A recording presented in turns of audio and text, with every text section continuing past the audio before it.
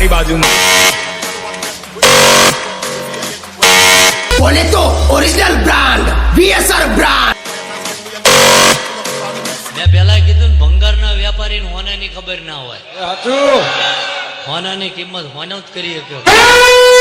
એટલે ચાલા કાલ વસ્તુ હોય ને ભંગાર થઈ જાય, જૂની થાય, ભંગારિયાને અહીંયા હાલવા જાઓ એટલે અડધી કિંમત ઉપજે.